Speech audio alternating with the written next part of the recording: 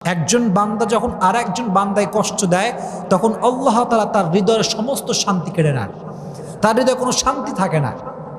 এখন আপনি বলবেন যে হুজুর, কত মানুষ আমারে কষ্ট দিল, ওদেরকে দেখি ডাটসে ঘুরে বেড়ায়, কোনো অশান্তি নাই, টাকা পয়সা গাড়ি বাড়ি বউ কোনো কিছুর অভাব নাই, ডাটসে ঘুরতেছে, তাহলে আপনার কথার ব্যাখ্যাটা কি দাঁড়াবে?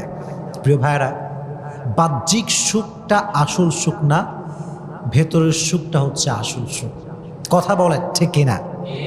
আসল সুখ হচ্ছে ভেতরের সুখ। পিস অফ হার্ট যার নাই, পিস অফ মাইন্ড যার নাই, তার পুরো পৃথিবী থাকলেও তার কোনো কিছু নাই। That means if you have the peace of heart then you have everything, and if you do not have the peace of heart then you have nothing. মনের প্রশান্তি যার নাই তার কিছু নাই রে ভাই, এটা মারাত্মক বড় জিনিস। এজন্য যারা মানুষকে কষ্ট দেয় তাদের